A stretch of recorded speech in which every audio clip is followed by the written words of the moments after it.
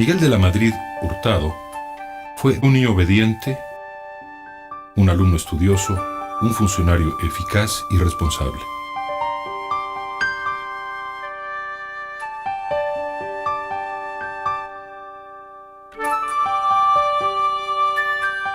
Ha sido siempre un hombre empeñado en cumplir con sus deberes. Gracias a esas virtudes y a un golpe de la fortuna, logró encumbrarse hasta la presidencia de la República. Yo diría que en la Madrid de la época presidencial y de la época actual no difiere esencialmente del niño que yo conocí. Es decir, sus rasgos psicológicos, su perseverancia, su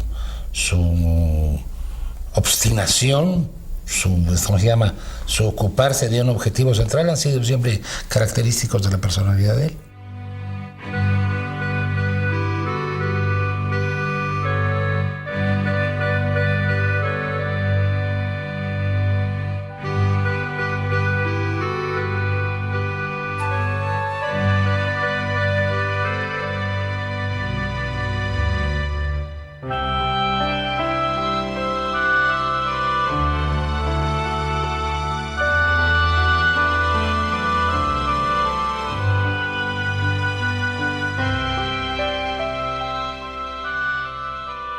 Bueno, yo nací el 12 de diciembre de 1934 en la ciudad de Colima.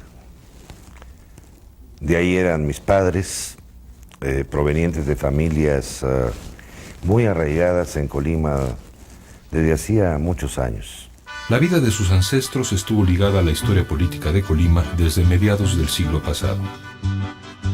El abogado Enrique Octaviano de la Madrid, abuelo paterno del niño Miguel, fue diputado federal y el último gobernador porfirista del estado. El doctor Gerardo Hurtado Suárez, tío abuelo de Miguel, fue también gobernador de Colima y tomó posesión el 1 de noviembre de 1923.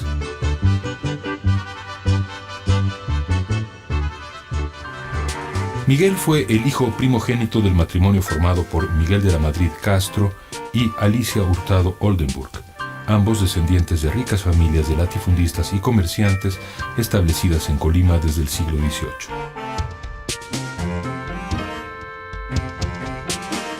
Tanto los de la Madrid como los Hurtado vieron extinguirse su riqueza y su influencia política en medio de la turbulencia revolucionaria.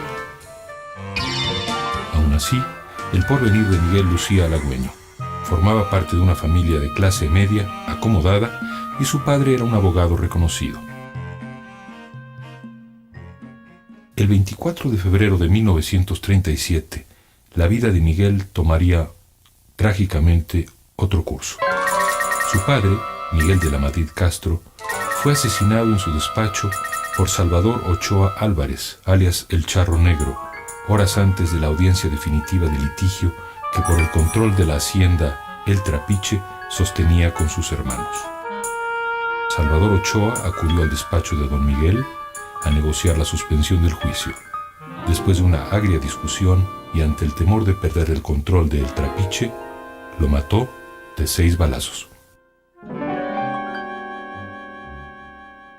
Mi padre murió cuando yo tenía apenas 2 años y 2 meses. Y mi madre sintió que era mejor salirse de Colima. Para salirse de la tragedia, mi padre fue asesinado. Y para buscar un lugar más propicio, según ella, para educarnos a mí y a mi hermana.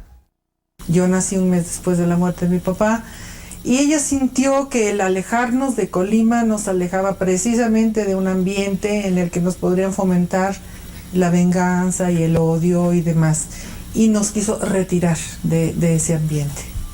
Doña Alicia, viuda a los 24 años de edad, decidió trasladarse a la Ciudad de México en busca de un mejor futuro para sus hijos Miguel y Alicia y de un paliativo para su tragedia. De la seguridad del seno familiar, Miguel pasó a la orfandad del padre y a la incertidumbre de un medio urbano desconocido.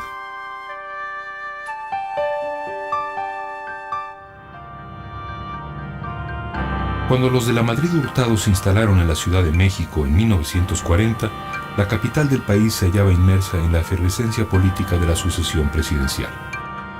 En las calles, la lucha electoral se agudizaba hasta alcanzar tintes violentos.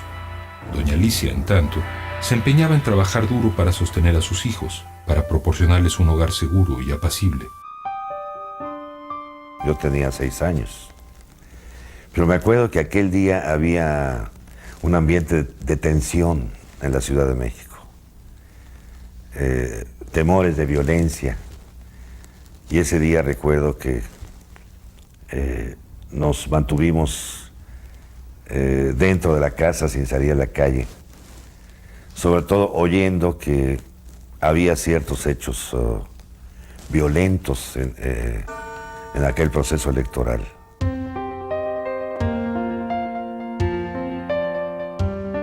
El comienzo fue duro para la joven viuda. Con el dinero que heredó de su esposo, puso una casa de huéspedes en la colonia Roma. Además de administrar el negocio, que distaba mucho de ser modesto, doña Alicia se olvidaba de sus raíces aristocráticas y solía realizar también labores domésticas.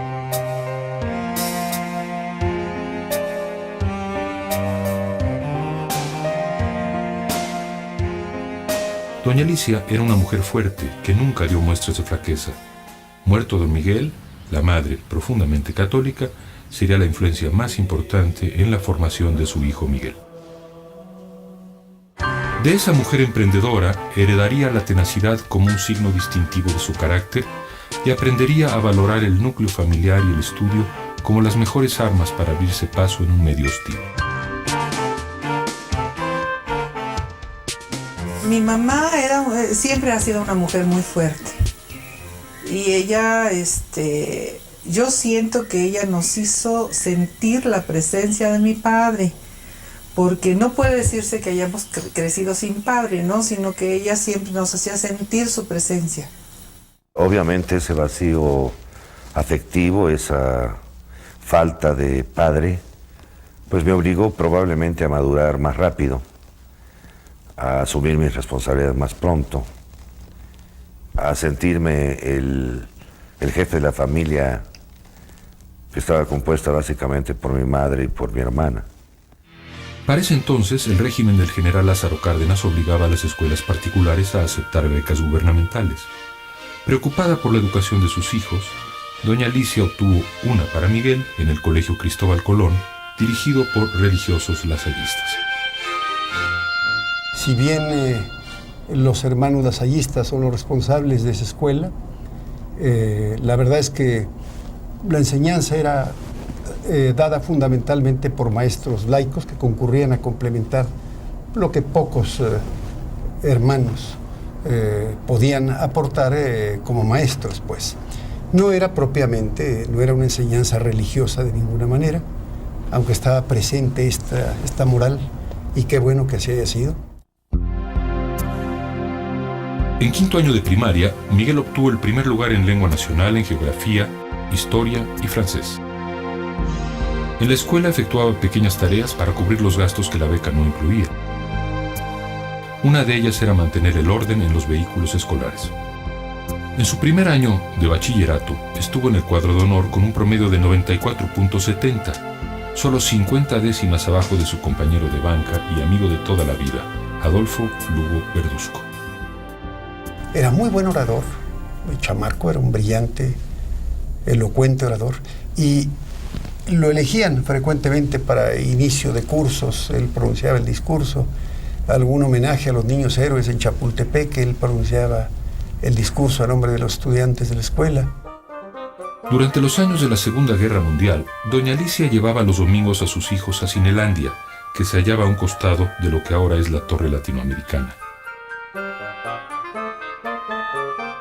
Allí la programación consistía básicamente en caricaturas que incluían a Popeye el Marino y series como El Llanero Solitario y Fantomas. Pero también proyectaban noticieros de la época con información sobre el desarrollo de la guerra en Europa. Los de la Madrid Hurtado, recuerda Miguel, tenían mapas donde señalaban con alfileres los movimientos de las tropas de uno y otro bando. Los esfuerzos de doña Alicia para sacar adelante a sus hijos fructificaron. con las ganancias obtenidas en la compraventa de terrenos y un préstamo hipotecario, pudo en 1952 construir un edificio de departamentos en las calles de Tamaulipas. Las dificultades económicas quedaron atrás. Madre e hijos se cambiaron de casa y a partir de entonces formaron parte de las familias de clase media de la colonia Hipódromo Condesa.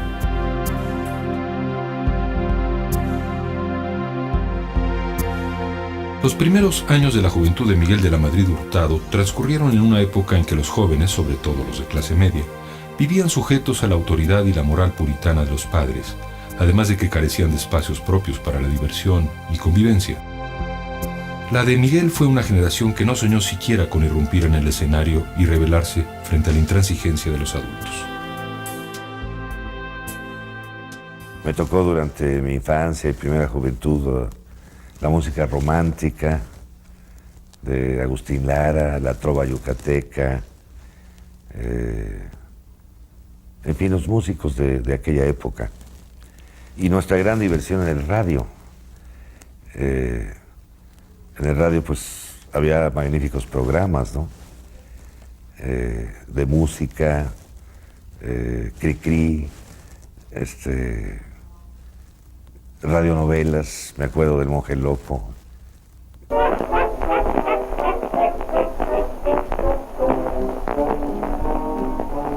Nadie sabe, nadie supo. Había diversiones múltiples para los muchachos, mucho más, una vida más natural, un ambiente más propio para el desarrollo del niño. Había merolicos en los parques, en la Alameda de Santa María, yo lo recuerdo muy claramente los domingos, andaba uno en bicicleta. A fines de los 40, la Ciudad de México crecía y vivía a un ritmo acelerado.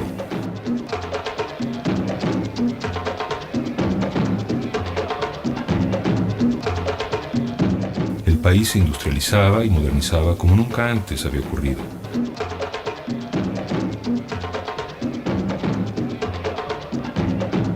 Todo bajo la dirección de Miguel Alemán, un presidente carismático y extrovertido. Yo recuerdo esa época como una época inmensamente vital, sobre los inicios de los 50. El periodo de Alemán tuvo mantuvo un aire, una atmósfera de hedonismo, una atmósfera de placer, de gusto, de vida. En 1950, Miguel de la Madrid cursaba la preparatoria en la atmósfera de disciplina moral propia de las escuelas lasallistas. Era un joven empeñado en hacer lo correcto. Sus compañeros lo recuerdan como un estudiante puntual y cumplido, como un hijo ejemplar. Aseguran que su hobby era comprar libros.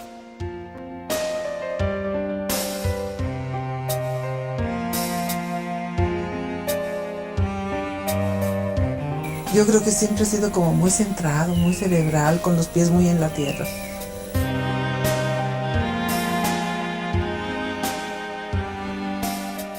No fue Miguel de la Madrid ese tipo de estudiante brillante que en aras de obtener buenas calificaciones se aleja de todo lo que son las diversiones de cualquier muchacho normal. En los alrededores del Colegio Cristóbal Colón, ubicado en las calles de Sadi Carnot en la colonia San Rafael, había varios colegios privados más, y era común que Miguel y sus compañeros preparatorianos hicieran contacto con alumnas de esas escuelas. Escribía en un periódico, a ver si recuerdo cómo se llamaba, era un periódico del Cristóbal Colón precisamente, La Fragua se llamaba, y allí empezó a escribir sus primeros artículos. Recuerdo que luego se iban a venderlo a la escuela donde yo estaba y me acuerdo como que era un éxito que llegaban allá los muchachos a vender nuestros periódicos, ¿no? Con frecuencia, los jóvenes efectuaban fiestas en sus casas, bajo la vigilancia de los padres, o bien, los domingos, organizaban los test danzantes que les permitían bailar y entrar en contacto con las muchachas.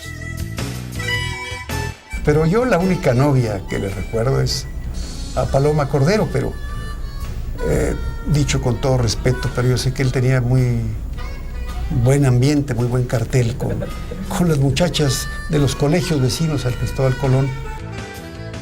En casa de Miguel también se hacían reuniones y fiestas con sus compañeros de la escuela.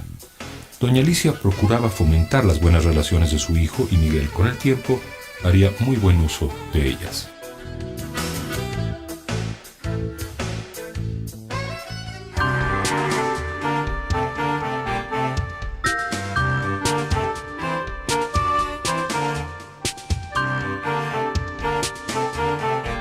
Esa alegría, esa bulla, ese gusto por vivir que se sentía, que nos rodeaba en la época de Alemán, fue desapareciendo. El joven Miguel se encaminó al estudio de Derecho de manera natural. Su abuelo y su padre habían sido abogados. La familia esperaba que él fuera abogado y algunos amigos de su padre lo alentaban a estudiar leyes cada vez que lo veían. Empezó a reinar una especie de victorianismo moral, de que los jóvenes no deberían salir en la noche de sus casas, que a las 12 de la noche todo lugar público estaba cerrado, cuando en la época anterior era día y noche ese festín. Y sucedieron cosas calamitosas verdaderamente en el medio de la cultura. Una de ellas, la censura moral. En 1952, de la Madrid ingresó a la Facultad de Derecho, ubicada todavía en el viejo barrio universitario del centro de la ciudad. Es al entrar a la universidad cuando Miguel comienza a manifestar interés en la política. Durante 2 años cursó 2 carreras al mismo tiempo, Derecho y Ciencias Políticas, pero el esfuerzo resultó excesivo y debió dedicarse únicamente al estudio de las leyes. Yo hice algo de política universitaria en la Facultad de Derecho. Fui vicepresidente de mi generación, siendo presidente José Patrocinio González Blanco, y fui vicepresidente de la Sociedad de Alumnos, siendo presidente Porfirio Muñoz Ledo. Quizá los jóvenes los que entramos a los 50 éramos más anarcos, más felices, más destrampados, más críticos, más dados al diálogo y a la discusión que reinaba en México en ese periodo de Alemán. Y los que ya entraron al 53, 54, empezaron a ser jóvenes y fueron a la universidad, pues yo creo que también se imbuyeron de esta moral social y moral personal y se cortaron un poco las alas. En ese entonces, la Facultad de Derecho se distinguía por varios maestros muy influyentes, como Mario de la Cueva, José Campillo Sáenz y el estudioso del liberalismo mexicano, Jesús Reyes Heroles. Mario de la Cueva era la gran figura de la Facultad de Derecho. Un profesor humanista, además un profesor muy cercano a los alumnos. Nos invitaba a su casa a platicar, nos orientaba en las lecturas de todo tipo, no solamente de derecho, sino novelas, libros de toda clase. Una mente muy abierta, muy liberal, y definitivamente él dejó una huella muy importante en mí. Entre los estudiantes había inquietud por la problemática social del país, discutían los logros emanados de los gobiernos de la Revolución y leían textos de Carlos Marx y Jean-Paul Sartre. Nos reuníamos en un cafecito de Puente de Alvarado y ahí nos pasábamos 2 o 3 horas discutiendo y reflexionando en torno de los libros. Invitábamos a algunos profesores de la escuela, periódicamente nos acompañaban, pero vaya, nos interesábamos por descubrir lo que era el pasado de este país nuestro, a sabiendas de que quien no sabe de dónde viene no sabe a dónde va. Las inclinaciones políticas de Miguel de la Madrid eran opuestas a todo radicalismo. La Revolución Mexicana representaba, en el fondo de la memoria familiar, pérdidas, dolor, caos, el fin de una época dorada. Nunca fue Miguel de la Madrid, ni no ha sido, ni lo pretende, nunca ha sido un radical. Yo creo que Miguel tiene una gran... La pasión más desordenada que tiene es por el equilibrio y por estar viendo las dos puntas del camino, ¿no? Nunca fue un radical, nunca lo quiso ser y nunca y nunca se le puede acusar de muchas cosas menos de radical. Cuando llegó el momento de pensar en su tesis profesional, Miguel eligió como tema el pensamiento económico de la Constitución de 1857, en medio de los festejos por el centenario de la promulgación de ese texto histórico. De la mano de Reyes Heroles, entró en contacto con las ideas políticas de los liberales del siglo XIX. Las garantías individuales, los derechos cívicos, el individuo como motor del progreso, la propiedad y la libertad económica como derechos fundamentales del hombre y la función del Estado reducida al cumplimiento estricto de la ley. La investigación dejó honda huella en de la Madrid. Los principios del liberalismo se convirtieron en el cimiento de su formación política y, hasta cierto punto, económica. Eran ideas distintas a la ideología oficial de los gobiernos priistas hasta que él llegó al poder.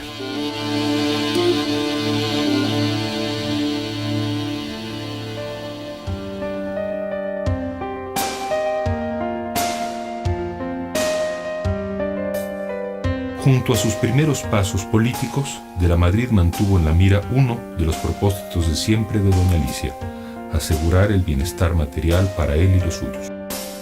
Todavía como estudiante de Derecho, Miguel entró a trabajar al Banco Nacional de Comercio Exterior. Allí tuvo relación con asuntos económicos y financieros y le nació el interés por aprender economía. Simultáneamente a mis estudios de Derecho, yo trabajaba en el departamento legal del Banco Nacional de Comercio Exterior. Ahí me admitió don Ricardo J. Cebada, que fue amigo de mi padre, y a quien yo le pedí la oportunidad de trabajar en el banco. En el banco, naturalmente, empecé a ver asuntos de tipo económico, y entonces me surgió también la vocación por estudiar cosas económicas. Una vez egresado de la carrera de Derecho, de la Madrid deseaba obtener una beca para continuar sus estudios en el extranjero, pero su jefe en el departamento legal del Banco de Comercio Exterior lo envió a la sucursal de Tapachula, Chiapas, para que se ocupara de las tareas de cobranza. De entrada acató las órdenes, pero, cosa inusual en él, después de un tiempo en Tapachula, Miguel se rebeló. Regresó al Distrito Federal, renunció al banco y entró a trabajar en la Cámara Minera. En 1958 el profesor Mario de la Cueva lo invitó a suplirlo en la cátedra de Derecho Constitucional. De la Madrid aceptó y durante 10 años impartió clases y escribió varios artículos y ensayos sobre ese tema y otros afines. Un año después contrajo matrimonio con Paloma Delia Cordero, una joven de clase media con la que procrearía 5 hijos. Me enamoré de Paloma, de mi esposa. Primero me recibí, duramos como 4 años de novios, luego 2 años para hacer los ahorros suficientes para comprar los muebles, para construir con una hipoteca una pequeña casita, y he vivido toda mi vida muy feliz con ella, con mis hijos.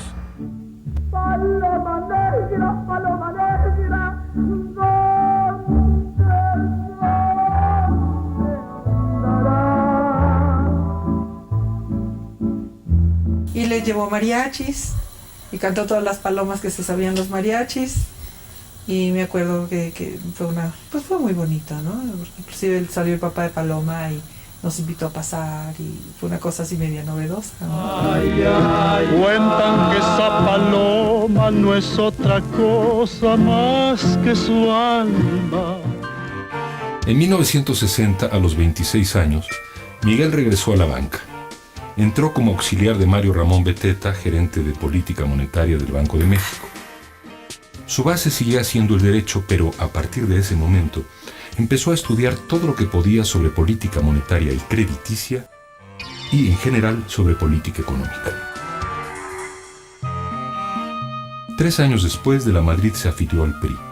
Su admiración por los liberales no fue un obstáculo para militar en el entonces partido promotor de la economía mixta y del Estado paternalista. En esos momentos, el objetivo central de Miguel era forjarse una carrera en la administración pública, más que dedicarse a la política, y ser miembro del PRI podía representar una ventaja para alcanzar ese propósito. Él hizo una carrera fundamentalmente en el Banco de México y en la zona financiera del gobierno federal. Y ahí se sentía muy a gusto, muy capacitado.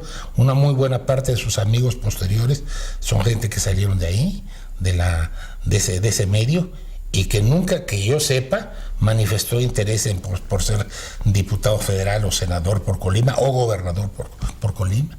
No, esto no quiere decir que no quisiera a su tierra natal, simplemente que había tomado otra carrera. En 1964, de la Madrid fue favorecido por el programa de becas del Banco de México para ir a la Universidad de Harvard a cursar un posgrado en Administración Pública. Era ya un hombre casado y con 3 hijos, Margarita, Miguel y Enrique, pero tuvo que irse solo a Boston, pues ni el monto de la beca ni sus ingresos económicos le permitían llevar consigo a su familia al extranjero. Estuve en Harvard solamente 1 año. A veces se exagera mi estancia allá y se dice que mi formación la obtuve en Harvard. Bueno, en Harvard fue solamente una maestría. Estuve prácticamente 10 meses y pude sacar la maestría. A mi regreso, Mario Ramón Beteta, que había sido nombrado director general de crédito, me invitó para ocupar una subdirección.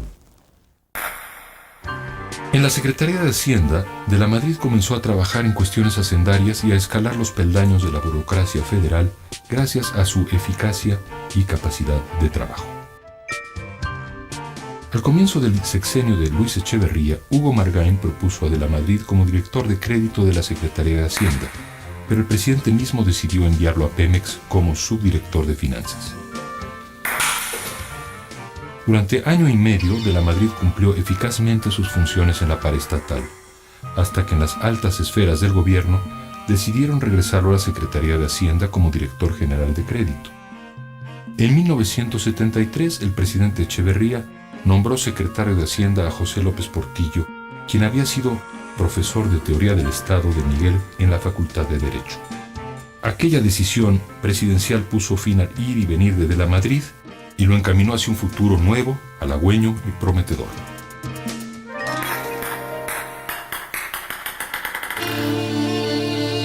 En septiembre de 1975, Echeverría designó a López Portillo candidato del PRI a la presidencia de la República.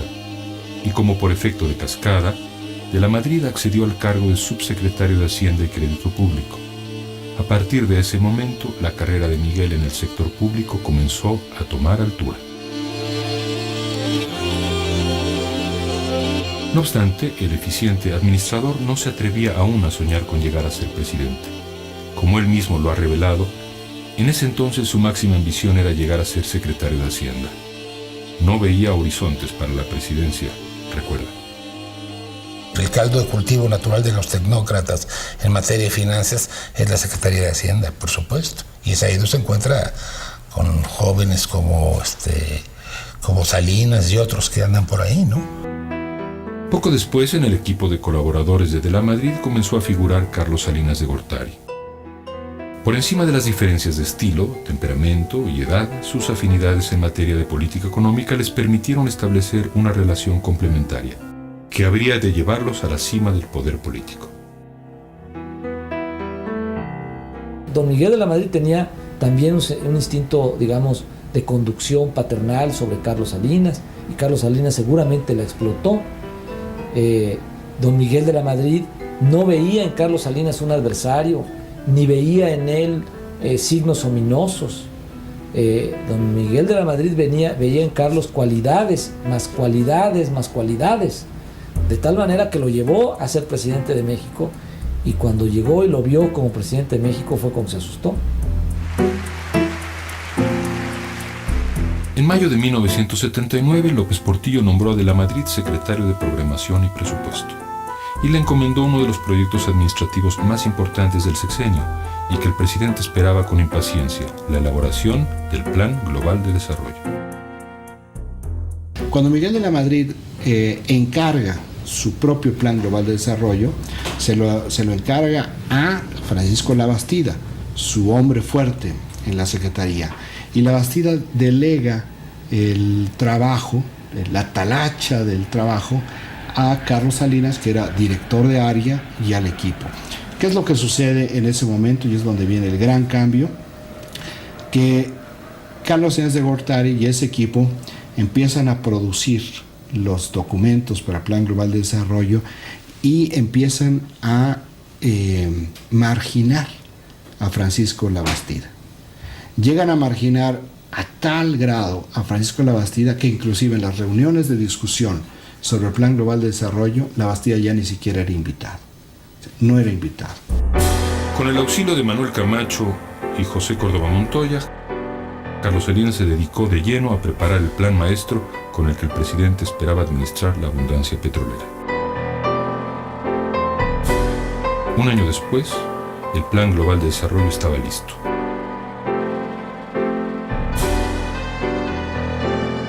De la Madrid había logrado lo que sus antecesores en la Secretaría de Programación y Presupuesto no habían podido hacer: que el plan fuese aceptado por el presidente y los miembros del gabinete.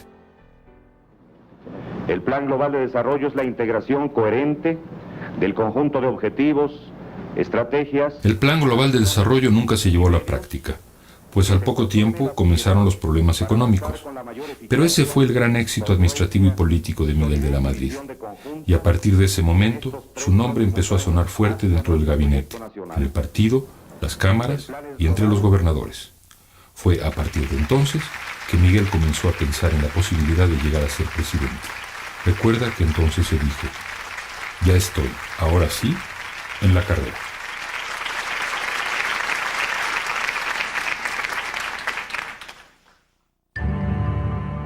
Durante 1980, los desequilibrios fiscal y comercial en la economía del país crecieron al grado de comenzar a perturbar seriamente las finanzas públicas. Señor presidente, el párrafo que sigue solo da una idea. El ministro de Hacienda, David Ibarra, en lugar de disimular los nubarrones en el horizonte, se los señalaba con tono dramático al presidente. Pero está sujeto todavía. Si bien sus advertencias formaban parte de su táctica en la lucha por la candidatura presidencial, el riesgo de una crisis económica era real. No obstante, López Portillo, que deseaba legar un país administrativamente ordenado y planificado, no escuchó los informes pesimistas de Ibarra. La confianza del presidente era para el secretario de Programación y Presupuesto un hombre con reputación ganada de sensatez y mesura, que se conducía con discreción. Julio Scherer escribió en Los Presidentes que Miguel de la Madrid era un hombre correcto que inspiraba simpatía y confianza. Un hombre inteligente y preparado, en el que, sin embargo, se extrañaba la hondura y la pasión. Para ser político se requiere un estómago muy grande, porque siempre hay que tragar sapos. Y yo creo que Miguel de la Madrid tiene uno de los estómagos más grandes que yo he podido apreciar en la política mexicana. Resultaba difícil imaginar a de la Madrid, la pulcritud misma, trenzado a navajazos con los gallos rivales en el palenque político. Era más natural asociarlo con un hombre ordenado que muestra su biblioteca, las fotografías de la familia y el sillón en que reposa y estudia. Cuando uno dice se tienen que comer muchos sapos, es que tienen que ser brutalmente institucionales, sacrificando orgullo, dignidad, principios, valores, y a irse acomodando a lo que está señalando, a las líneas de dirección que le marcan hacia arriba. De la Madrid y su equipo se esmeraron en que López Portillo viera en ellos un grupo de administradores experimentado y leal. Muy bienvenida, doctora, a esta nueva y más elevada responsabilidad que usted recibe por encargo presidencial. Que sea para bien. En agosto de 1980, la doctora Rosa Luz Alegría fue nombrada secretaria de Turismo, y de la Madrid le pidió al presidente que fuera su hijo, José Ramón López Portillo, quien ocupase el puesto de subsecretario de Programación y Presupuesto, dejado vacante por Rosa Luz. De la Madrid, con mucha habilidad, se acercó a José Ramón López Portillo, hijo del presidente, y se lo llevó a la Secretaría de Programación y Presupuesto. Se llevó a otros amigos y amigas del presidente y formaron un grupo. Cuando se vino esta cuestión del petróleo, de la baja obligada, pues pareció como una situación de mandada a hacer para ponerme una sacadilla, y fieramente se opusieron en contra mía. El secretario de Programación, asesorado por Salinas y su equipo, consultaba psicólogos antes de cada reunión en Los Pinos para que le indicaran cómo tratar al presidente.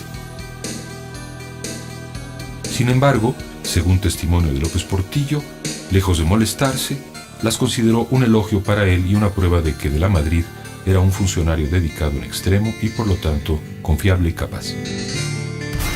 A mediados de 1981, la euforia petrolera llegaba a su fin. Los mexicanos se hundían en el desencanto y la indignación. La inflación crecía sin freno, la deuda externa se multiplicaba hasta la desmesura, el desempleo y la pobreza se agudizaban. Se esfumaba el sueño de la administración de la abundancia. México entraba de lleno en una crisis profunda y dolorosa. Al acercarse el momento de la sucesión presidencial, López Portillo señaló que si los problemas del país eran políticos, el elegido sería Javier García Paniagua, y si eran económicos se inclinaría por de la Madrid. Pero la elección del candidato siguió un camino un poco más tortuoso. El desplome de los precios del petróleo obligaba a rehacer las cuentas para calcular la magnitud del déficit fiscal de 1981 y del consiguiente ajuste en el gasto y los ingresos de ese año. La reducción agudizó la batalla entre los secretarios de Hacienda y de Programación y Presupuesto. Carlos Salinas, con optimismo, calculó en agosto un déficit para 1981 de 490,000 millones de pesos viejos y sugirió un leve recorte del 4% en el gasto público. Desde Hacienda, David Ibarra vaticinó un déficit de 640,000 millones de viejos pesos y recomendó un ajuste mayor en el gasto. Al fin de año, el déficit fiscal le dio la razón a este último. Fue de 866,000 millones de viejos pesos. Así, en medio de la guerra de estadísticas, el secretario de Programación y Presupuesto, Miguel de la Madrid, ganó el premio mayor del sexenio. El 25 de septiembre fue destapado como candidato presidencial del PRI. Señor licenciado de la Madrid, muchas felicidades. ¿Cómo va? Licenciado, muchas felicidades. Estoy muy orgulloso y muy satisfecho de que los sectores de mi partido se hayan fijado en mí para la candidatura a la presidencia de la República. Señor, ¿ese será su primer cargo de elección popular? Espero que sí.